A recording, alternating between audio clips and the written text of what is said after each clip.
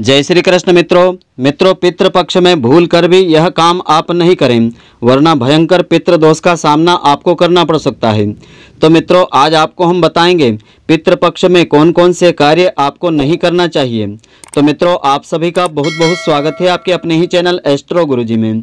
यदि आपने अभी तक हमारे चैनल को सब्सक्राइब यदि नहीं किया हो तो अभी सब्सक्राइब कर लें और बेल आइकन को अवश्य दबाएं, जिससे हमारे अगले आने वाले नए वीडियो की नोटिफिकेशन सबसे पहले आपके पास पहुंचे। आप नित्य नई नई ज्ञानवर्धक जानकारियां व नित्य का राशिफल हमारे चैनल से प्राप्त करते रहें। तो पितृपक्ष में अपने पूर्वजों की आत्म शांति के लिए तर्पण, पिंडदान आदि करने का विशेष महत्व धर्म ग्रंथों व पुराणों में बताया है। पितृपक्ष में पूर्वजों की आत्म शांति के लिए कई उपाय किए जाते हैं। तो पूर्णिमा तिथि के दिन पितृलोक से पितृगण धरती पर आते हैं और प्रतिपदा तिथि से जल अन्न ग्रहण करने लग जाते हैं। जो उनके परिवार के लोग उन्हें अर्पित करते हैं उन्हें ही वे ग्रहण करते हैं। तो इस साल पितृपक्ष का आरंभ दिनांक 11 सितंबर 2022 रविवार से हो रहा है। हिंदू धर्म में पितरों को देवताओं के समान माना जाता है। उनके आशीर्वाद से ही घर में सुख, समृद्धि और धन धान्य सदैव बना रहता है।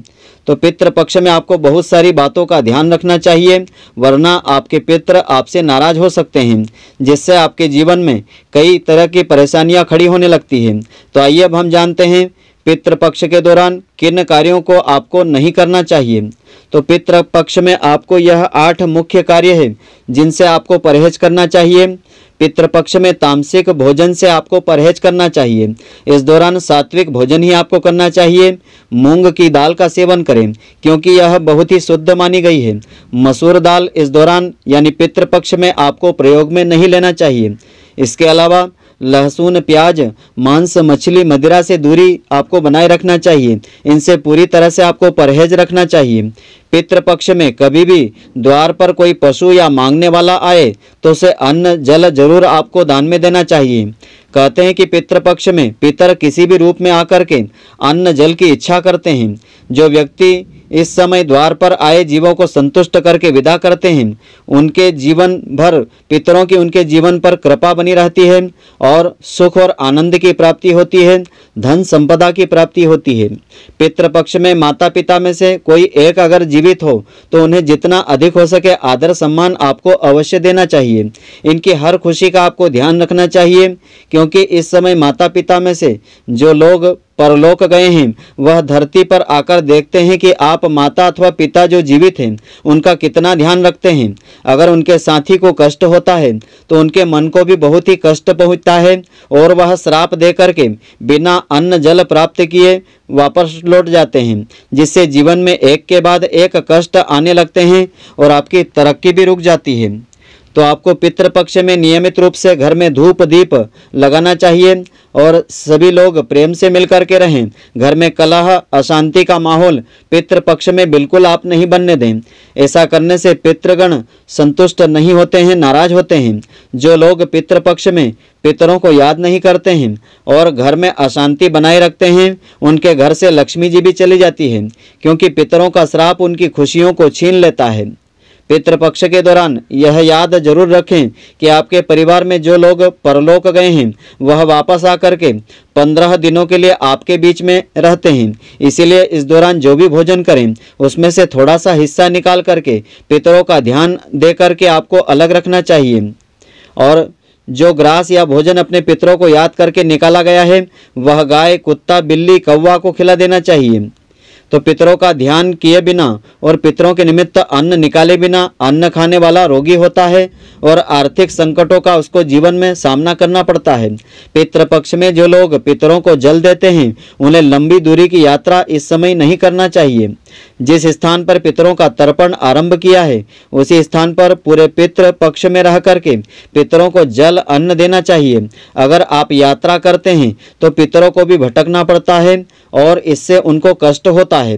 अगर आप किसी तीर्थ स्थल में पितरों को जल अन्न दान करना चाहते हैं, इसलिए यात्रा करना चाह रहे हैं, तो पितरों से प्रार्थना करें और कहें कि हे पितृ देवताओं, आपकी तृप्ति के लिए आप जिस किसी भी तीर्थ में जा रहे हों उसका नाम लें और जल अन्न का दान करने जा रहा हूँ। इस प्रकार आपको उच्चारण करना चाहिए। इसलिए आप भी कृपा करके मेरे साथ चलिए। तो इससे पितृदेवता आपके संतुष्ट होंगे, प्रसन्न होंगे और अन्न जल प्राप्त करके आपको शुभ आशीर्वाद भी प्रदान करेंगे। पितरों की पूजा करते समय जब जल हथेली से जमीन पर गिराएं तो इसे अंगूठे और तर्जनी के बीच से आपको गिराना चाहिए। इसे हथेली में पितृ तीर्थ कहते हैं। इससे जल पितरों को प्राप्त होता है और सामने अंजुली से जल गिराने पर वह जल देवताओं को प्राप्त होता है, वह पितरों को नहीं मिलता है। इसलिए देव और पितरों की पूजा में जल देने का अलग अलग नियम होता है। पितरों को जल देते समय हथेली में 2 चीज़ों का होना बहुत जरूरी होता है। एक कुशा यानी कि डाब आपको रखना चाहिए, दूसरा आपको तिल रखना चाहिए। बिना तिल और कुशा से जल देने से पितरों को संतुष्टि नहीं मिलती है और वह अतृप्त होकर के नाराज होते हैं। पितरों के नाराज होने पर जीवन में अशांति और कई तरह की परेशानियों का सामना व्यक्ति को करना पड़ता है। तो सबसे जरूरी बात यह है, पितृपक्ष में जिस दिन आपके पितरों की मृत्यु तिथि हो उस दिन अपनी क्षमता और अपनी सामर्थ्य के अनुसार ब्राह्मणों को आपको भोजन अवश्य करवाना चाहिए। तो ब्राह्मणों की संख्या आपको विषम रखना चाहिए। आप 1 ब्राह्मण रखें, 3, 5, 7, 11 या 21, इस प्रकार से विषम संख्या में आपको ब्राह्मणों की संख्या रखना चाहिए।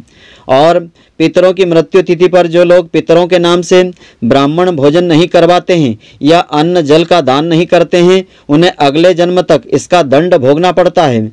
तो ऐसे लोगों की कुंडली में अगले जन्म में पितृदोष उत्पन्न होता है और असफलता उनका पीछा नहीं छोड़ती है। जिस कार्य को करते हैं उनको रुकावट आती है और जीवन भर उनको समस्याओं का सामना भी करना पड़ता है। तो मित्रों, आशा करता हूँ कि आपको हमारी यह ज्ञानवर्धक जानकारी पसंद आई होगी। यदि आपको पसंद आई हो तो आप हमारे वीडियो को लाइक व अधिक से अधिक शेयर अवश्य करें। धन्यवाद। जय श्री कृष्ण मित्रों, फिर मिलेंगे।